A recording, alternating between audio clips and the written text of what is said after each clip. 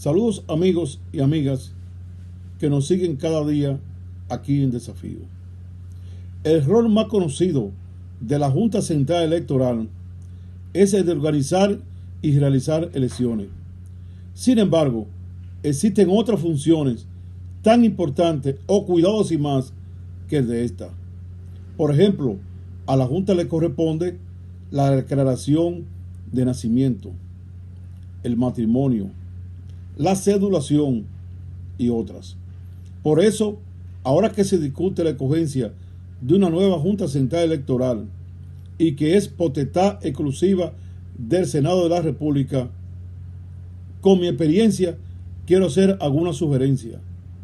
He participado en la escogencia de 3 juntas centrales electorales, en múltiples elecciones, siendo 5 veces candidato, pero además conozco en los 97 años de existencia de la Junta, con 25 juntas, 25 presidentes, que ha ocurrido cuando se han seleccionado personas que tienen que responder a los partidos.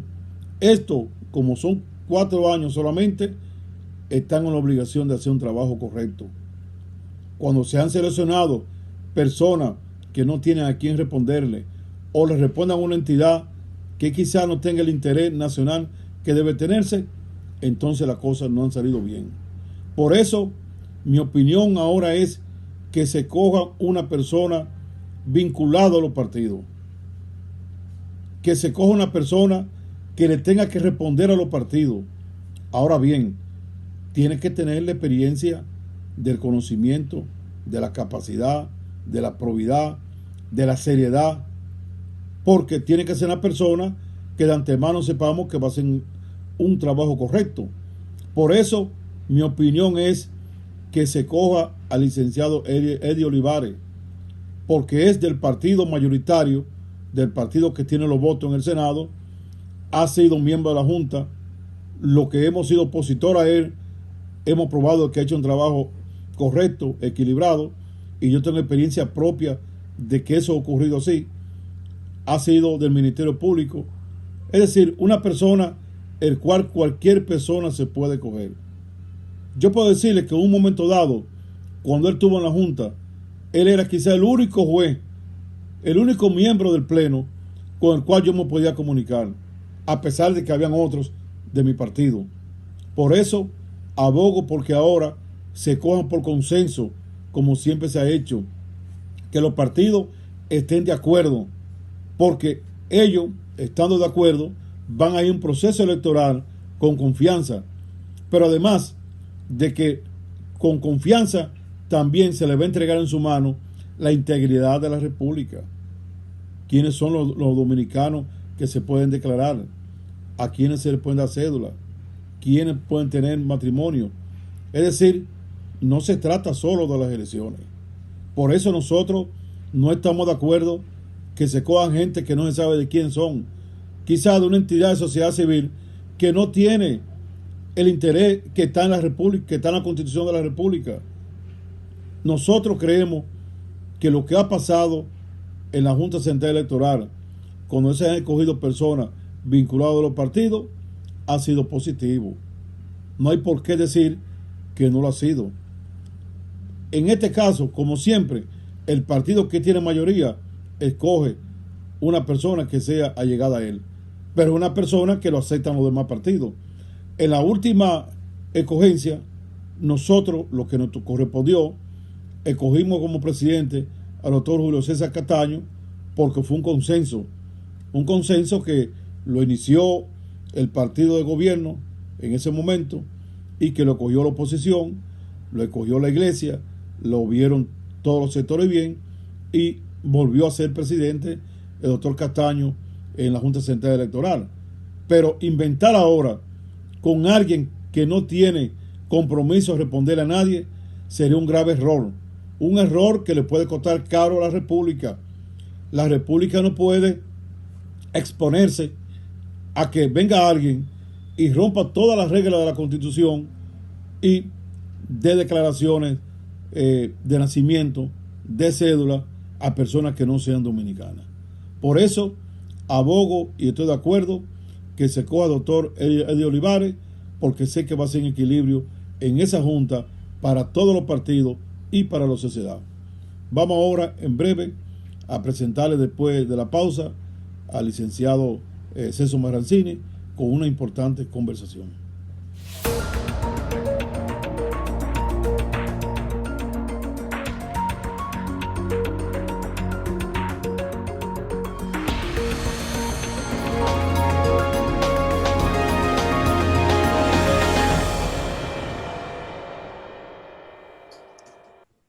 Buenas noches, amigos de Desafíos por TV, por aquí, por Digital 15 y por Telemicro Internacional. Hoy tenemos el honor de contar con una persona muy distinguida en nuestro país, una persona forjadora que durante muchos años ha sido un exitoso hombre de empresa y hombre público en los cargos que ha tenido, en las participaciones sociales y políticas, diría, que ha tenido también.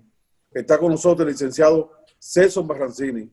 Como ustedes saben, él fue presidente del Consejo Nacional de la Empresa Privada, fue el vicepresidente, que es el presidente, no sé por qué le dicen así, de la Corporación Dominicana de Empresas Eléctricas Estatales. También ha estado en diversas entidades profesionales, también empresariales. Al mismo tiempo hay que decir que Celso ha sido una persona que ha participado muchas veces en lo que la vida le ha llamado a nivel de los problemas, los conflictos nacionales de diversa índole. Incluso es un altruista, como yo digo, que se ha dedicado a apoyar algunas causas sociales importantes. Por ejemplo, ahora mismo veo que está dedicado a la causa de la vivienda, que eso es esencialísimo en nuestro país. Pienso que esa vena de Celso viene de su madre. Doña Mari, una persona con tantos años dedicada de manera entregada, sin buscar nada económico, a lo que es la rehabilitación. Y diría que lo de forjador Celso viene de su abuelo. Cuando yo llegué a la capital, lo que más sonaba en el país, la capital, era Celso Pérez. Así es. Y de ahí vino Celso. Y eso ha sido, yo quiero que en un momento dado hable un poquito de lo que fue Celso Pérez, porque yo recuerdo que esos carros públicos, ¿y dónde tú vas ahora? Voy a comprar cosas por Celso Pérez, decían, en aquellos años remotos. Sí, sí. De manera que buenas noches, Celso. Estamos aquí en Desafío con mucho honor, muy contento de estar con una persona como usted que me conta de sus acciones en favor del país. Buenas noches y como siempre un placer de estar con ustedes, siempre esa amistad que hemos mantenido a través de los años y que definitivamente se viene desarrollando cada vez más. Sin duda, eso, yo digo que la fortaleza yo siempre la heredé de mi abuelo Celso, que era un español que apenas cursó el cuarto de primaria, pero con una inteligencia y una capacidad tremenda. Y cuando ocupé el puesto de la sede, no sé si uno ha oído que en Europa muchos de los primeros ministros les dicen a sus funcionarios que no pongan fotos de ella, que pongan fotos de la familia. Lo mismo ha hecho el presidente Abinader. Yo cuando estuve en el gobierno tenía atrás de mí la foto de mi abuelo Celso. Un placer, indudablemente me ha tocado en la vida muchas cosas. Pasé por la CDE y antes de empezar el programa, tú y yo hablábamos de que en algún momento se quiso opacar el trabajo que hicimos. Yo le decía a alguien el otro día, cuídate mucho porque a veces tus mayores detractores están dentro del partido que te ha tocado servir. Por supuesto, a mí me tocó eso porque yo desmonté una mafia en la CDE, vamos a estar claros. Lo que tenía a quien yo sucedía ahí era un partido dentro de otro partido. Y eso no se soportaba. Ahora, ayer yo veía datos de cómo quedaron las distribuidoras después de 8 años de petróleo a $60, cuando yo tuve petróleo a $120. Cuando yo dejé la CDE en el año 2012, yo dejé las distribuidoras con un déficit de $700 millones pero el último déficit de las distribuidoras es de 1.200 millones de dólares, con el petróleo a 60 y yo tenía el petróleo a 120 dólares. Realmente ese es el gran cambio. Y yo dejé cantidad de clientes en 24 horas, yo dejé distribuidoras organizadas. EDES hoy tiene una pérdida del 50% cuando yo la dejé en un 30%, y es la distribuidora con el menor costo de compra porque tiene el gran contrato de AES. Hay que recordar que esa distribuidora era de AES en su momento y AES la vendió a TCW por $2, Adriano. Y después el administrador que yo sustituí la compró por 25 millones de dólares. O sea, ese es uno de los mejores negocios que ha hecho TCE en el mundo. Imagínate, yo no me atrevo ni a decir cuál es el porciento que se ganó, porque el porciento entre 2 pesos y 200, y 22 dólares y 25 no sale. No sale, no cabe en la calculadora. Indudablemente, yo creo que ese es el reto, que uno de los mayores retos del gobierno de Luis Abinader. Ha empezado dando pasos muy apropiados, de nuevo con un solo consejo, como nosotros lo dejamos, un solo consejo para las 3 distribuidoras. Se va a llevar a la CDE a su papel de tenedora de acciones. Mucha gente me pregunta, ¿qué es eso? Bueno, el gobierno es dueño del 50% de las distribuidoras, porque el otro 50% es del FOMPER, sigue siendo del gobierno.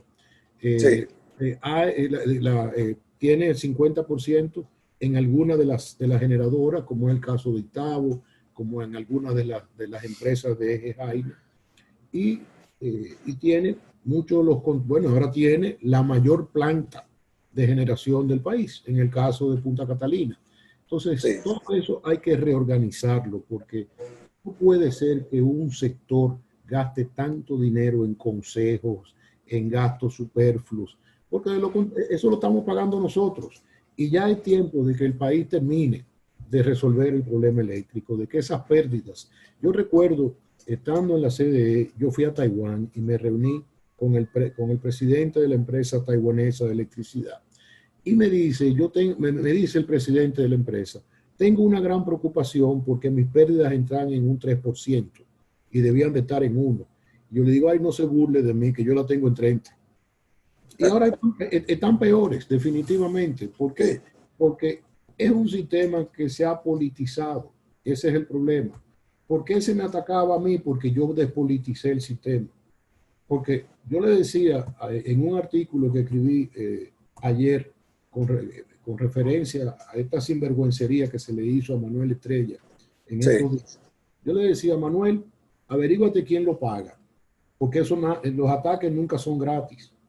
Porque eso es una maquinaria perversa que existe en este país, como fue conmigo desde el programa de la Z, una supuesta enciclopedia, que fue quien motorizó todo junto con algunos que habían perdido los beneficios que tenían en el sector eléctrico, y yo sé quién le pagaba, yo sé perfectamente quién le pagaba, después se cansó de pagarle porque yo los demandaba.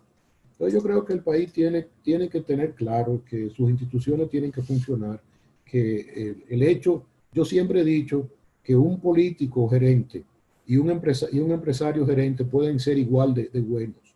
Lo que tiene que haber es que se dé información. Eso no puede ser que usted nombre a un político y deteriore la empresa y se quede ahí porque es político. Lo mismo un empresario. Si yo llevo un administrador a una de mis empresas y los índices que yo le pongo que me cumpla no me lo cumple, lo cambio. Y lo mismo tiene que ser un político, porque el político termina o quebrando la empresa o quebrando el país. Adriano, en el año 1996, yo fui presidente del Consejo de CDE. Sí. Y yo recuerdo una auditora, cuando yo vi el estado financiero de la CDE, te estoy hablando del año 96, yo le dije, pero esta empresa está quebrada. Y me dijo, no, señor Marrancini, esta empresa no quiebra. Y yo le dije, usted tiene razón, no es la empresa que quiebra, es el país. Y sigo manteniendo eso. ¿Cómo se hubiera desarrollado? Este es un país que ha sido un ejemplo en cuanto a crecimiento. ¿Cuánto más se hubiese desarrollado la República Dominicana sin el hoyo que le ha significado el sector eléctrico? Mira, incluso en medio de esta pandemia, se está reconociendo el gran manejo de la economía dominicana. Pocos países han tenido, el Bank of America, en un informe que hacía el otro día, decía, pocos países han manejado en el aspecto económico como lo ha manejado la República Dominicana. Sí. Entonces, si nosotros tenemos tanta gente inteligente, ¿por qué es que no acabamos de salir de un mismo problema? Y seguimos dando la vuelta al trompo ese. Que yo recuerdo, Celso, en su gestión, que como senador me tocó muchas veces hacer adendum para pagar, vamos a decir, aporte que hacía el Estado previo antes de usted llegar. Y recuerdo que en un momento dado tuvo 1.600, 1.700 millones anuales de dólares del gobierno, el erario público, para cubrir los déficits. Luego, cuando usted llegó, me tuve de cerca porque participé en algunas de sus acciones. Por ejemplo, con el asunto de AES, recuerdo que yo sometí una resolución como presión del Congreso a que ellos llegaran al acuerdo que usted estaba buscando, que era en beneficio, era reducir en cierta medida, no sé si era vamos a decir, el valor de la energía. Era la entrega de un contrato de energía. Y la entrega, yo recuerdo, incluso, tengo fotos de la reunión que usted fue allá, que fue 2 veces, porque yo había sometido antes un proyecto de ley, era para los fines de que el Estado generara más energía para tener entonces más fuerza de cómo negociar el precio.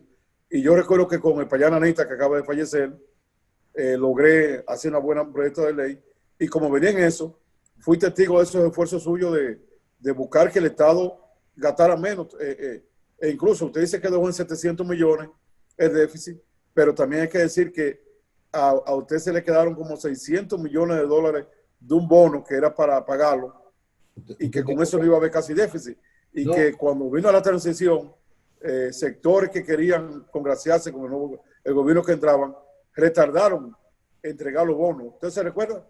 Incluso yo recuerdo bien, porque de ahí usted ve dispuesto que iban a haber 5 millones de dólares para empezar la hidroeléctrica del Artibonito, que era interés de nosotros, y que ahí se cayó hasta el día de hoy. Quizás si hubiera arrancado con ese dinero que le dieron a usted, hubiese seguido. Entonces quiero decir que hubo un esfuerzo de saneamiento que usted hizo y lo llevó de 1.000 y pico el déficit que había, lo redujo más de un 40%. Lo bajé a 700. Pero usted tiene muy buena memoria, y yo voy a recapitular. Esto yo no lo he dicho nunca y lo voy a decir por primera vez en el programa suyo. En el 2012, el presidente Fernández me llama y me dice, ¿cuánto es el déficit que ustedes tienen programado? Yo le digo, presidente, yo tengo 700 millones. Me dice, yo no le puedo dar hasta junio más de 200 millones, 212 millones. La cantidad exacta, eran 712 millones de déficit. Le digo, no hay problema, presidente, yo me puedo desenvolver perfectamente hasta mayo o junio, que usted me dé los demás 500 millones. Efectivamente, pero los 500 millones, el ministro de Hacienda, lo cual nunca se había hecho para el sector eléctrico, me lo dio en bono. Pero de todas formas, me dejó los bonos, yo esos bonos se los dejé a la administración siguiente, con lo cual yo no le dejé deudas. Yo le dejé 0 deudas. No, que debieron entregárselo a usted, yo recuerdo. En efectivo. Y se retardan el poquito, no importa, como para que el nuevo gobierno lo tuviera. Que si se lo entregan a usted, queda sin déficit. No era para que, no solamente para que el nuevo gobierno lo tuviera, sino para que no lo pagara yo y ellos decir que yo dejé deuda. Pero yo le dejé millones, diferente a lo que yo recibí. Yo recibí 750 millones de dólares de deuda con 5 millones en el banco y 1.000 millones de pesos con 8 millones de pesos en el banco. Eso fue lo que yo recibí. Y un país en amenaza de los generadores de cortarle porque no le estaban pagando. Mi primera reunión con los generadores fue, a mí ustedes no me apagan por falta de pago, porque yo voy a buscar el dinero. Y por primera vez durante 3 años, a los generadores se le pagó su factura puntual a 45 días.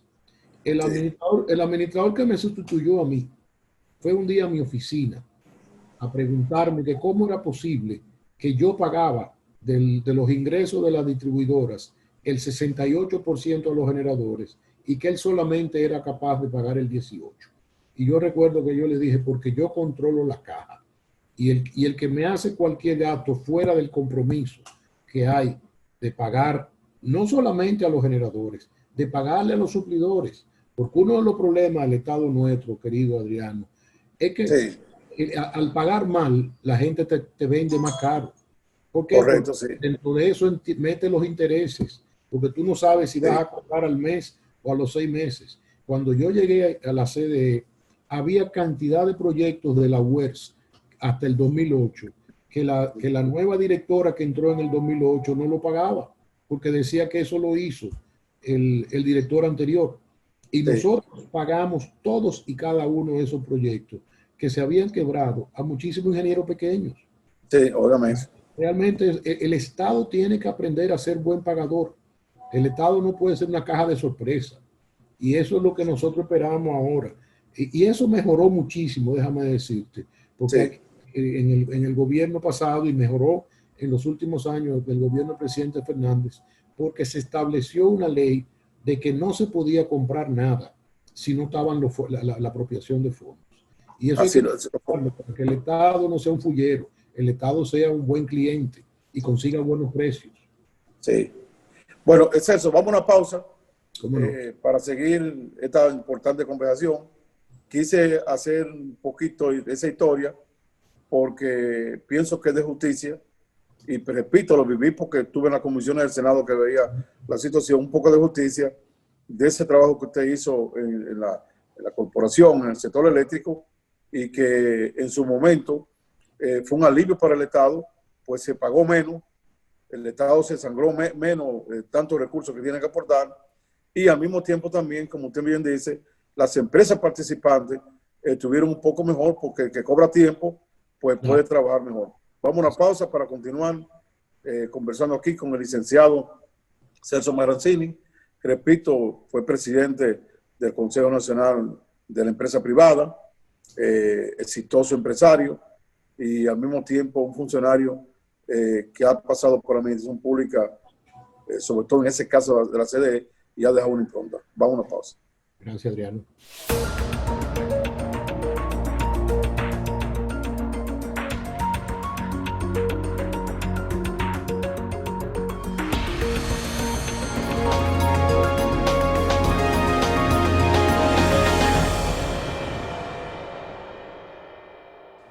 Continuamos aquí en Desafío, con mucho honor, con la presencia de Celso Maranzini, una persona exitosa en el sector empresarial, exitosa en las cosas públicas que le ha tocado conducir, y al mismo tiempo un altruista que siempre está buscando ayudar y aportar en favor de los demás. Celso, nosotros, el país o el mundo, fue sorprendido con la pandemia, con el COVID-19, y eso ha colocado al mundo y a la nación dominicana en otro panorama, en otro país, eh, en todo. Es decir, estamos hablando de que se trabaja menos, de que hay que estar más escondido, de que el Estado recibe menos, que las empresas tienen dificultades, etcétera, etcétera. ¿Cuál es el panorama que usted ve y qué puede recomendar tanto al gobierno, nuevo gobierno, como a la población en general? Mira, yo pienso que estamos saliendo precisamente hace un rato, conversaba con un médico muy amigo que lo había visto el mes pasado y le pregunto, ¿cómo tú ves las cosas como médico? El mes pasado me pintó un panorama muy oscuro, me decía que él no visita pacientes de COVID, pero que a cada paciente que visitaba en la casa había familiares enfermos, que las unidades de cuidado intensivo estaban repletas. Y hoy me dice, es un panorama diferente, las casas, los pacientes que visito en la casa ha mejorado completamente y hay disponibilidad en la clínica. Yo creo que vamos mejorando. Indudablemente la población ha aprendido a cuidarse un poco más. Los médicos, que son los héroes de esta pandemia, han aprendido a cómo tratar los pacientes. No es lo mismo un paciente que se trató en marzo, cuando apenas empezábamos, un paciente que se trata ahora en el mes de septiembre. La ilusión es que aparezca la vacuna rápida, que aparezca un método de prueba de COVID rápido, se habla de que los israelíes han desarrollado un sistema que se hace el análisis por la nariz, está listo en 15 segundos y se puede tener en el celular, lo que facilitaría el turismo, facilitaría los viajes, que son de los sectores más afectados. Aquí sectores afectados está el turismo, está la parte de la educación, desgraciadamente, porque todavía estamos presencial en los colegios que pueden hacer presencial, pero uno se pregunta, en las escuelas públicas, donde no hay luz, donde no hay facilidad de tener una computadora, de tener un laptop, de padres que no entienden este sistema, porque los padres quieren que las cosas sigan igual. Alguien me decía el otro día de que en medio de una clase en Zoom, uno de los padres se metió en medio de la clase a decir cómo debían de hacer la clase, que eso es inconcebible. Los padres van a acabar, los padres van a acabar con el sistema privado y van a tener que irse al sistema público, porque no entienden por lo que los colegios están pasando. Los colegios están pasando por dificultades, no solamente económicas. Hay que entender que un profesor tiene que dar clase cuando sus hijos no tienen cómo llevarlo al colegio. No tiene cómo. Y aquí hay muchas cosas que hay que entender. Aquí hay que entender que hay una población inmensa sin trabajo hoy, que hay que salir a apoyarla y que el gobierno tiene una serie de planes que los está llevando a cabo con eficiencia, que se mantiene el programa FASE, que se mantienen las asistencias de alimentos a esa parte importante de la población. Y tú mencionabas algo, lo de la vivienda. Sí. Yo soy miembro de Hábitat para la Humanidad, del Consejo en Atlanta, y por supuesto el trabajo que hacemos aquí en República Dominicana. En el mes de noviembre venía el presidente Carter a construir viviendas a la República Dominicana. Desgraciadamente, la pandemia nos ha quitado ese honor. No sabemos si podremos hacerlo en algún otro año, pero ¿cómo tú le pides a las personas que se queden en su casa cuando no tienen una casa donde quedarse? A veces veo con el toque de queda, correcto el toque de queda, que hay personas sentadas en la acera de su casa cogiendo algo de fresco. Y hay que pensar que son casas limitadas, y a veces te vas a esos barrios que dan lástima, que lo que son casuchas de zinc para cubrirse de la lluvia. Entonces eso es algo que el gobierno tiene que trabajar, sobre todo ahora con esto de las alianzas público-privadas. Aquí en este país hay que construir viviendas en cada esquina, no solamente por la pandemia. Nosotros somos un país expuesto a huracanes constantemente. Nosotros tenemos que ir... Usted sabe, Celso, que ese tema, lo voy a interrumpir porque es un tema demasiado importante. Usted sabe que cuando yo estaba en el Senado, yo llegué incluso a lograr que me aprobaran una resolución, y las Naciones Unidas hizo un estudio en todas esas provincias fronterizas y del sur, sí. Y provincias, por ejemplo, como Elías Piña, salieron que tienen un 30% de la vivienda o sin vivienda o vivienda que no soportaban nada. Es decir, estamos hablando de los últimos años. Yo me concentré más en la parte social mía a lo que fueron la parte de ayudar con la vivienda. Puedo hablar de algunas 5 o 6 mil viviendas solamente en una provincia que no es tan grande. Y cuando nos vamos a las demás provincias y nos vamos entonces a los barrios, yo pienso que, como usted dice, la labor principal para la felicidad del hogar en República Dominicana en este momento se llama vivienda. Yo dediqué, digo yo, gran parte de mis recursos a lo que era la parte de zinc, de cemento, de reparar, que era más fácil reparar 5 que hacerle una. Hubo una que se quemó y me costó 600,000 pesos. Entonces, si yo agarro esa, reparo 10 con eso. Repara 10 con esa, definitivamente. De manera que yo le felicito y en el caso mío, lo que yo puedo ayudar en eso, porque eso es fundamental. Da pena cuando llueve que usted va a una casa y encuentra un piso mojado y de tierra, el piso de tierra, y se moja. Y le dura 5 o 6 días para secarse ese piso. Y le sale ese vapor a la gente adentro durmiendo. Imagínese usted. Pues mire, yo le acepto la ayuda. Vamos a hacer proyectos allá en Elías Piña. Muy bien. Usted está de vago ahora, vamos a usarlo. Vamos a aprovechar este momento. Exactamente. Así es. No, mire, eso es un problema nacional, eso es un problema de todos. Y si la gente entendiera, yo a veces digo, cada dominicano que tenga recursos suficientes, aporte una vivienda. Adriano, hay países, creo que Tailandia, Sí, mal no recuerdo, que cuando se construye una vivienda suntuaria, suntuosa, o se construyen torres de edificios o plazas, el constructor tiene que aportar un 5% para viviendas sociales. Entonces, ¿qué han hecho los constructores? Que entonces ellos crean una compañía que no es la que construye las viviendas lujosas, sino para viviendas sociales e invierte en el 5%. Nosotros necesitamos leyes como esas, que sí, cuando usted construye una casa que cuesta $1.000.000, si usted no puede aportar un 3 o un 4% a una vivienda social, no es verdad, porque si usted tiene para dar $1.000.000, usted tiene para dar el 4 o el 5% de eso. sí, Y todas esas viviendas sociales libres de impuestos, con incentivos, porque aquí tenemos que acabar de que la gente nuestra no tenga dónde vivir. Eso definitivamente. Y eso que usted dice, eso es un crimen. En sí, el Peña faltan 5 o 6 mil viviendas. Eso con un programa bien hecho se sí, resuelve en 4 o 5 años. sí.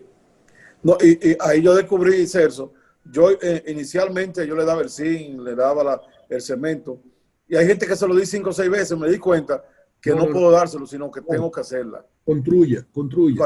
Hay que construirla. Sí, sí, sí. Sí, Después lo sí. venden eso. Celso, ¿cómo ha estado? Porque el gobierno, el pasado y este, han estado ayudando a los trabajadores, todos esos programas. El sector empresarial, diría yo, los dueños de las empresas, la grande, la pequeña, en fin, ¿qué impacto han tenido? Porque hay una paralización, ha habido una paralización semi total, después se ha mejorado un poco. El impacto en la economía, en lo que es el sector que crea la riqueza.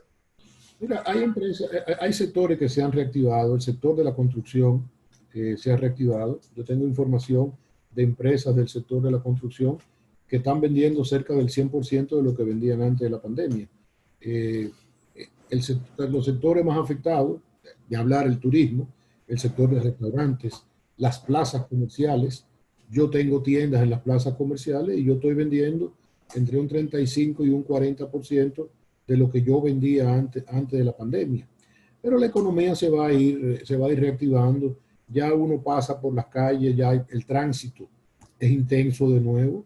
Uno ve algunos que otros restaurantes abiertos en las terrazas con las medidas, tomando medidas sanitarias. O sea que la cosa se va reactivando poco a poco. Indudablemente tenemos que tener claro de que hay un desempleo enorme, de que todos esos pequeños, tú pasas a veces por esa plaza pequeña, que antes había una pequeña tienda, un salón de belleza, un taller, los ves cerrados. Entonces, eso es algo que nos costará mucho esfuerzo y mucho trabajo al gobierno y al país, porque este país no es ni de un gobierno ni de un partido, este país es de todos. Cuando yo veía las visitas que el presidente Abinader hacía a los líderes de la oposición y gente criticando, yo digo, no, es más, eso se debió haber hecho incluso en el gobierno pasado, lo demandamos mucho, pero estábamos demasiado en política. Teníamos, desde el principio de la pandemia, tenía que haber habido una alianza nacional para combatir el hambre, el desempleo y trazarnos metas de qué vamos a hacer en los próximos 6 meses, qué vamos a hacer en el próximo año, cómo atraemos el turismo.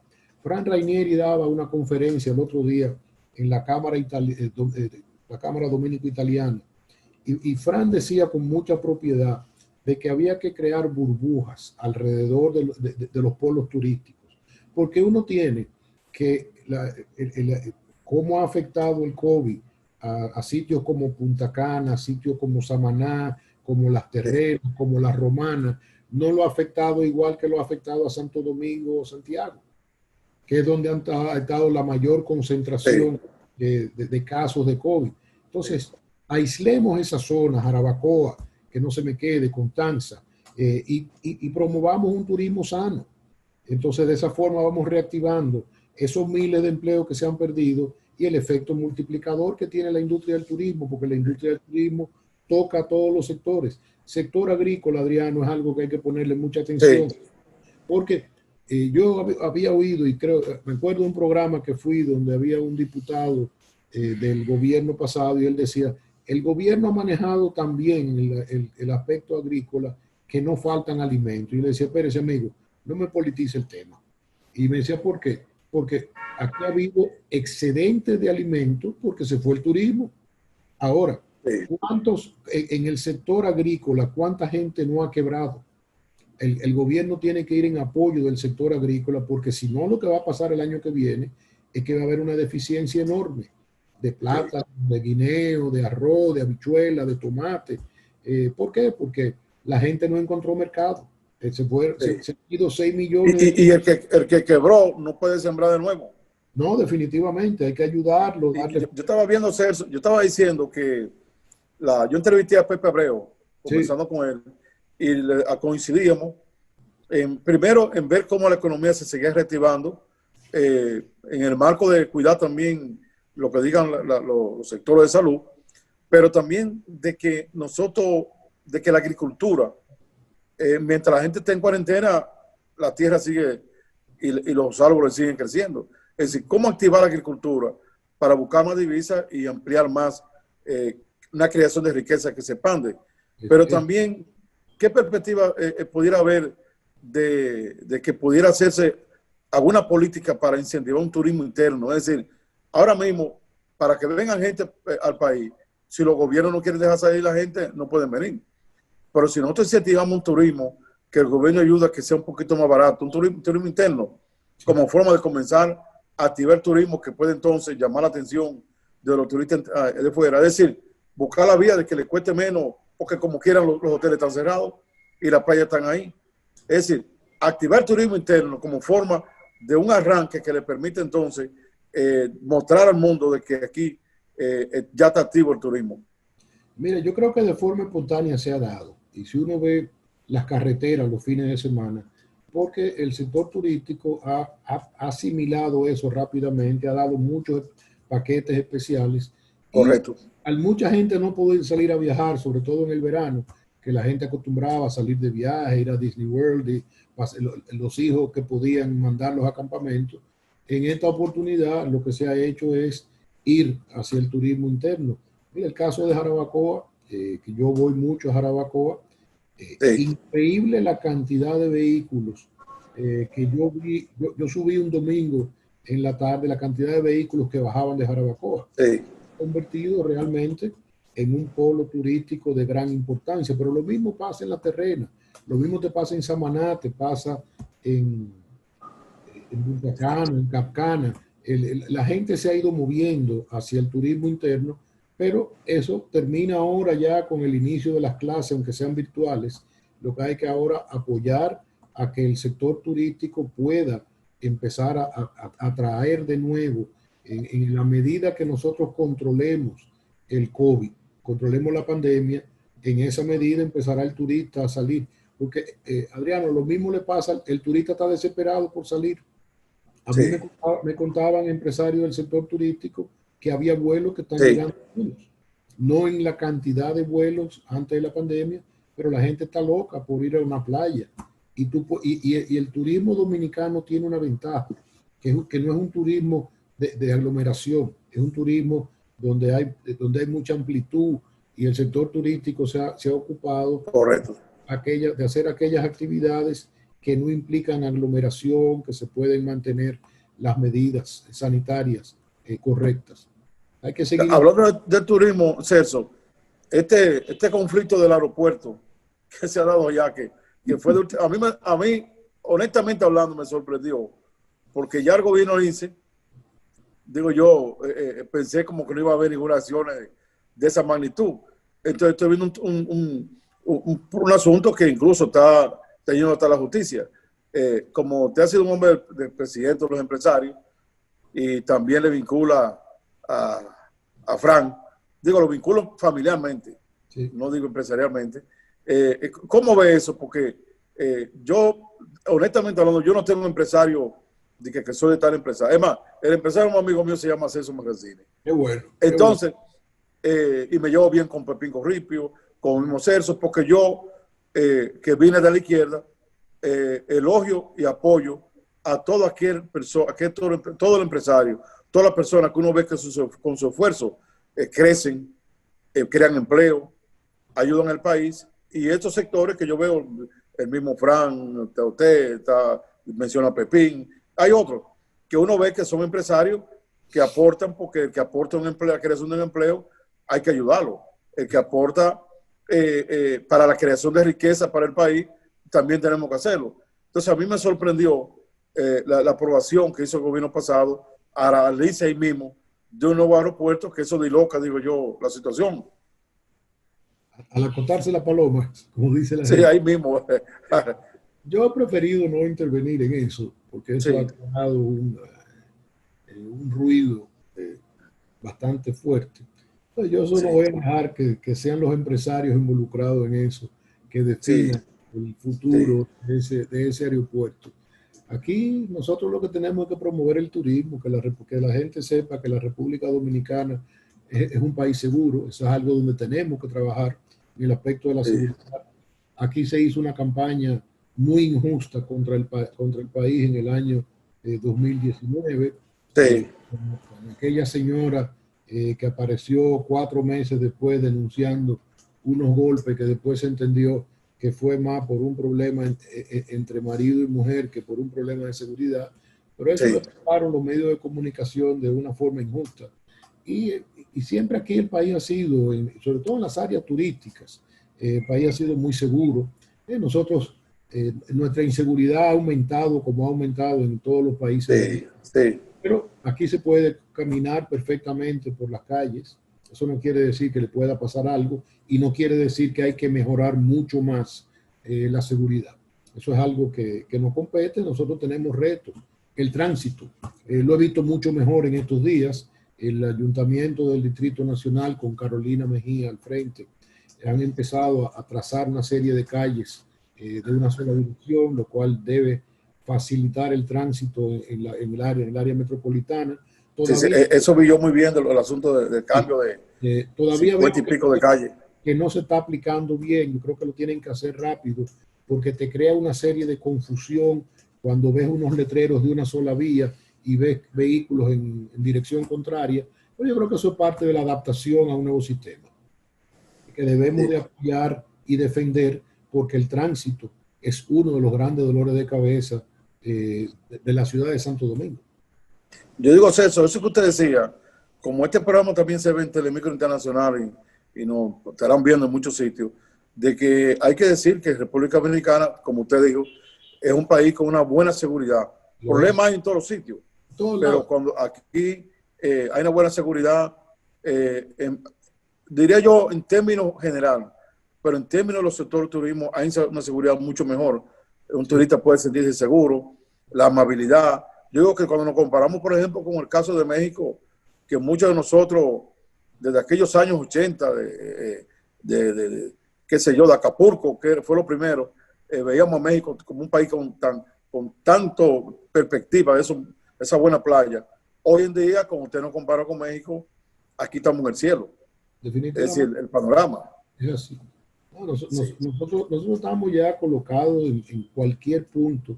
Uno va a cualquier aeropuerto y ya uno ve los vuelos a Punta Cana, a La Romana. sí, Samaná empieza a desarrollarse con vuelos. O sea, este es un país que tiene 9 aeropuertos internacionales. Entonces, este es sí. un país que tiene toda la potencialidad. Y definitivamente la amabilidad del dominicano es algo que todo el mundo comenta cuando viene, nos visita y nos quiere visitar de nuevo. Yo creo que eso es. Hablando de eso, Celso, y ese aeropuerto de Barahona, que yo me recuerdo que a mí me tocó con Balaguer, que hizo una rehabilitación que le hizo en el 95, 96, y de allá para acá con tanta esperanza, porque donde hay un aeropuerto todo es margen, y ahora que estamos hablando de Pedernales y de una zona que no está explotada, ¿qué debía el gobierno hacer algo con ese aeropuerto? Yo creo que no es un problema del gobierno, yo creo que es un problema de atracción de turistas, de que Barahona tenga suficiente demanda. Todo Sí, empieza así. Recordémonos lo que era aquí el primer polo turístico que se desarrolló fue Puerto Plata. Los vuelos venían a Puerto Plata. Y Punta Cana hace 30 años no tenía ni aeropuerto siquiera. Llegar a Punta Cana tomaba 4 o 5 horas. Uno va a Punta Cana ahora en 1 hora y 45. Porque una de las grandes ventajas que tiene la República Dominicana es una excelente red vial. Porque aquí es esa carretera del Corán, que no. costó mucho en el día de hoy, en una carretera que lo lleva en nada y con una seguridad enorme. La terrena, por ejemplo, antes Sí. de ir a la terrena tenía que ir por Nagua, tenía una carretera incomodísima, 4 horas, usted va a la terrena ahora en 1 hora y 45 minutos. Sí, ahí se acortó el tiempo de 2 horas, o sea, se acortó más de la mitad del tiempo, en términos de horas y de carretera. Y he oído ahora de una nueva carretera a Jarabacoa, lo cual sería excelente, porque ya la carretera actual le queda pequeña a Jarabacoa. Y eso es de lo que el gobierno tiene que hacer. Mucha inversión en infraestructura, que eso es lo que desarrolla los países. El gobierno que construye es un gobierno exitoso. Si construye infraestructura y construye vivienda, el gobierno termina con aporta al empleo de una forma tremenda. El crecimiento. ¿Sí? El crecimiento está ahí. El crecimiento como infraestructura para el servicio y para satisfacer la necesidad, pero también como algo que dinamiza la economía y mejora a la gente. Recuérdese lo mucho que se criticó al presidente Balaguer por la política de varilla y cemento. Y después se dieron cuenta que si no había varilla y cemento, no había gobierno que subsistiera. No, y hoy va a estar, por ejemplo, Celso, la presa de Tavera, que costó 43 millones y después daba 50. Y la gente le dijo, cuando lo iba a hacer, hasta los organismos internacionales le dijeron que no hiciera nada. Exactamente. Bueno, vamos a otra pausa, Celso, para entonces seguir aquí en Desafío. Estamos conversando con el licenciado Celso Marrancini. Como ustedes saben, ha sido un forjador de ideas, de empresas, de acciones sociales. Ha ocupado los cargos directivos más importantes en lo que es el sector empresarial. También ha dirigido instituciones tan importantes como la CDE. Vamos a una pausa para continuar con Desafío.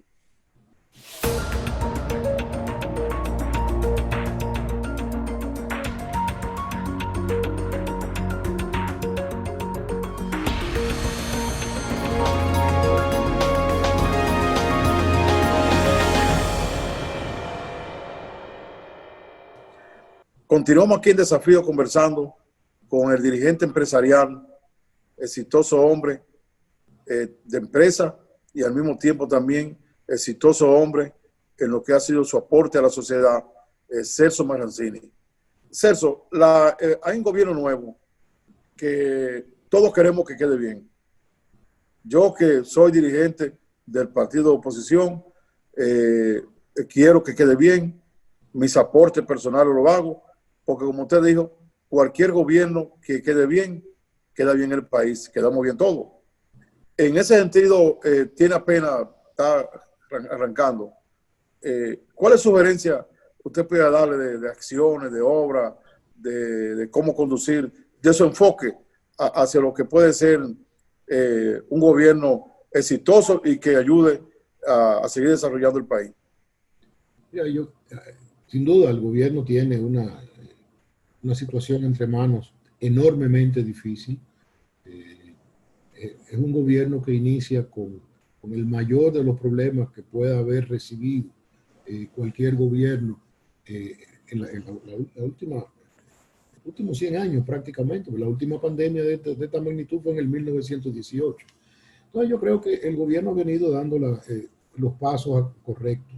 Esto de las alianzas público-privado es un paso importantísimo porque ningún gobierno tiene recursos suficientes para encarar en momentos de bonanza, no los tiene, y en momentos de crisis pues todavía los tiene menos.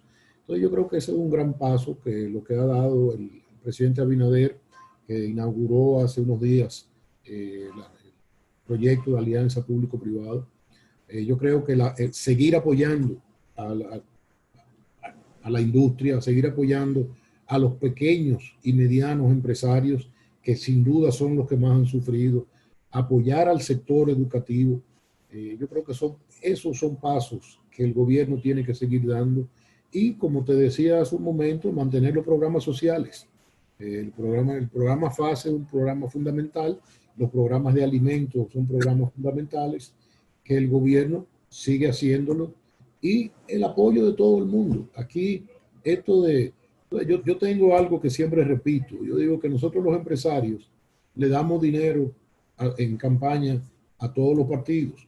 Que en mayo uno vota por el que más le gusta, porque uno siempre tiene uno que más le gusta.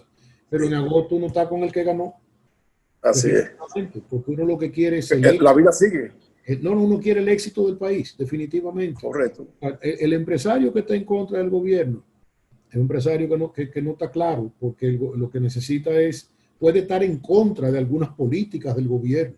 Eso es democracia, pero uno quiere que el gobierno tenga éxitos. Entonces, aquí hay que hacer muchísimas cosas, aquí hay que hacer proyectos de leyes importantísimos. Hay un proyecto de amnistía que yo creo que el gobierno debía de trabajar en ese proyecto. Ahora se está... ¿En qué consistiría la amnistía, Celso? Ese proyecto que ustedes aprobaron, realmente es un proyecto que no va a funcionar. Porque ese proyecto da una discrecionalidad enorme a la Dirección General de Impuestos Internos. Entonces, te pide que tú te transparente frente a la Dirección General de Impuestos Internos, pero la Dirección General de Impuestos Internos tiene la facultad de aceptártelo o no aceptártelo. Después que tú le has dicho lo que tú tienes, porque lo has hecho mal o porque te has equivocado. Después que te sincerizaste. Exactamente, tú estás en mano de eso. Yo creo que ese es un proyecto que hay que modificar. Yo le decía a los colegas, cuando estaba hablando de eso, exactamente, de que debían ponerse las reglas determinadas, que ni la autoridad de impuestos internos, ni el empresario que vaya, el dueño del negocio, tengan ninguna salida, sino esto es lo que hay. Entonces, porque después que usted dice lo que usted tiene, ya está agarrado. No, lo que Pero al mismo tiempo también, cuando usted se pone a sincerizarse, usted está poniendo el corazón para arrancar de nuevo. Es así. Entonces esa ley hay que modificarla. Ahora vienen los nombramientos, por ejemplo, de la Junta Central Electoral. Yo creo que la forma como está compuesta la Junta Central Electoral, eso hay que modificarlo. O sea, eso no puede ser que los 5 miembros tienen que ser abogados. Una de las grandes debilidades en las elecciones pasadas de la Junta, que son gente buena, pero no hubo gerencia. Ese fallo de las elecciones de febrero fue un fallo de gerencia. El mismo fallo de la primaria de octubre, donde se empezaron a dar resultados después sin haber cerrado los colegios y se permitió que se votara en muchas provincias hasta las 2 de la mañana, es un fallo gerencial. Eso, y ahí mismo, en esa primaria también hubo un problema, y es que la gente podía votar sin estar presente. Entonces había gente con paquetes de cédula, y llevaba 20 cédulas y lo ponía a votar. Esas fueron unas primarias adulteradas completamente. Ahí empezó una crisis de un partido, que ese partido se necesita en democracia, porque los países tienen que tener oposición. Y aquí, desgraciadamente, por muchos años tuvimos prácticamente un solo partido. Eso no le conviene al sistema. El sistema necesita que el Senado y la Cámara de Diputados tenga oposición.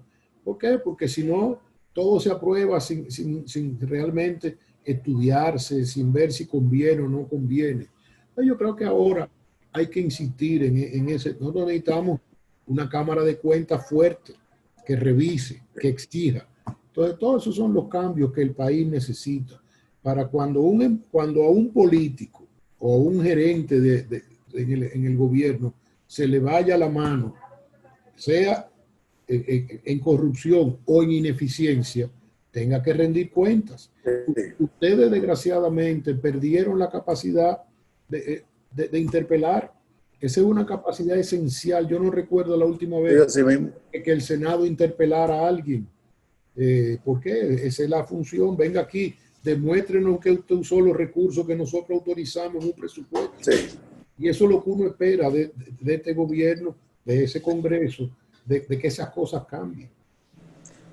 Muy bien, Celso. Luego vamos a hablar un poquito, porque me interesa hablar de esa ley de la alianza pública y privada, porque yo trabajé mucho, y porque Leonel la sometió 3 veces. En una fue como ley de concesiones, recuerdo, y después era ley alianza pública y privada, y nosotros vimos los éxitos, por ejemplo, en España, en Brasil, en Chile, que Chile arrancó en Inglaterra en los años 90 y después cayó en Chile. en Chile, tuvimos con Ricardo Lago Sí. en su momento, y yo digo que es el momento del gobierno arrancar 1.000 o 2.000 obras sin tener que poner centavos. Así Es es. decir, inyectar, imagínense usted, yo le decía a Leonel en aquella época que si él agarraba 1.000 obras importantes en el país, ubicado en toda la geografía nacional, y llamaba a la banca privada, llamaba a los constructores privados, los empresarios privados y también los extranjeros, le sobraba dinero, le sobraba gente para venir, y sin un centavo dinamizaba la economía en general. Bueno, yo te voy a dar un ejemplo que yo pocas veces lo he dicho. Cuando yo estuve en la CDE, había un acuerdo con el Fondo Monetario. A mí se me daba muy poco dinero para inversión. Y yo me acerqué al sector privado y el sector privado me apoyó con 1.400 millones de pesos. De que cuando yo iba a hacer una obra que estaba cerca de la influencia de una empresa, yo le decía, tú me la financias y yo te la voy descontando de la luz. Sí. Me financiaron proyectos por 1.400 millones. Mira, el caso del terremoto de Haití. Sí. El presidente Fernández nos instruyó a todos los que teníamos algo que el poder resolver en Haití, que fuéramos y resolviéramos. Cuando a mí el Ministerio de Planificación y Desarrollo me preguntó cuánto gastó la CDE en Haití para devolvérselo, digo, no gastó nada, porque lo pusieron los empresarios del CONEP en una alianza entre CDE y el CONEP. Esas son las alianzas que nosotros necesitamos hoy, que el sector privado se vuelque a construir carreteras, a construir puentes. ¿Tú te imaginas? Hay un elevado pendiente, el tránsito que se hace en la entrada cuando se viene del sur por la famosa esquina de Pintura. Uno pasa ahí 3, 4, 20, 25 minutos. Yo que tengo que cruzar eso todos los días. Ahí había proyectado un túnel por debajo de la bandera. Y un elevado que caía en la 6 de noviembre. Esa es una obra importantísima. Esa obra de la circunvalación, esa es una obra que no tiene precio, porque ha descongestionado el tránsito que viene del sur. Ahora tú puedes ir de Jaina hasta el multimodal de Caucedo sin entrar, sin pasar por la ciudad. Eso realmente son de las cosas que todavía el país tiene que seguir desarrollando. Y eso, eso es una ley muy importante y una ley que debe acoger a todo el mundo, y como la inició Leonel, la promulgó Danilo y ahora le hizo el reglamento Binader, es una ley común de todos los presidentes y todos los partidos. Muy importante. Y por ahí está el Código Penal. Nosotros todavía ahí tenemos el Código Penal. Por el problema de las 3 causales. Sí. Entonces, realmente muchos no estamos de acuerdo con el aborto, entre los que me incluyo yo. Y yo también. Exacto. Hay otros que quieren las 3 causales, hay otros que quieren la despenalización, pero la Constitución nuestra dice que el respeto a la vida desde la concepción. Entonces, realmente, acabemos de aprobar el Código Penal, que el Código Penal es un Código Penal excelente, basado en la ley francesa, y que nosotros lo necesitamos, porque ahora mismo... Celso, y hay que decir ahí, en beneficio de los que tenemos la posición, la suya y la mía, de que el artículo 42 de la Constitución también da una apertura. Si una mujer se va a morir, definitivamente, el médico no la puede dejar morir, o sea, porque dicen ahora no, que tiene que si la tiene que dejar morir. No. La Constitución está a favor de la vida, claro, de la concepción hasta la muerte, ok. Pero en el artículo 42 también le da la posibilidad al médico, al científico, de que si ve que ya la criatura está muerta, vamos a suponer, y hay que salvar a la mujer, la salva. Sí. Porque, o sea, no es que está cerrado total tampoco en la Constitución. No. Lo que pasa es que hay que llevar las cosas. Bueno, muchas gracias, Celso. Como siempre, hemos abordado muchos temas. Pienso que lo más importante, lo positivo que estamos, usted y yo, en que el país debe superarse ante esta crisis de la pandemia, que tenemos grandes retos económicos y sociales en el país, y que para eso tenemos que unirnos todos los dominicanos. Magnífico, un placer como siempre.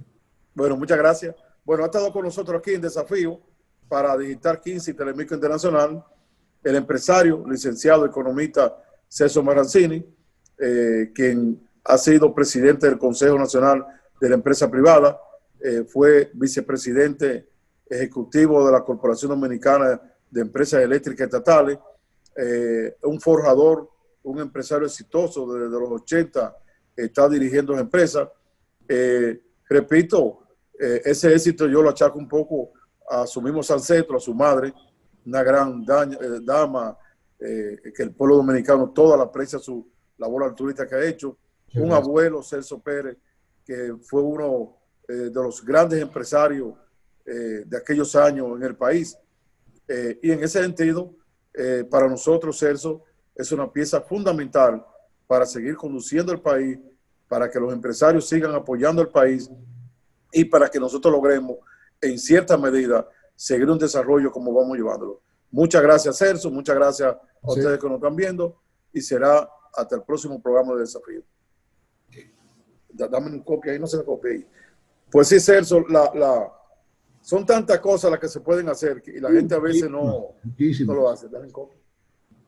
Pero mira, vamos a trabajar en lo de la vivienda ya en el Sí, vamos a ver.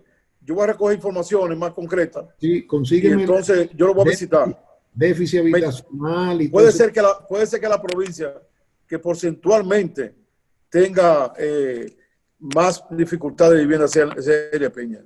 Nosotros hemos dado, bueno, la misma Termosevio en la campaña del 2016, esa mujer se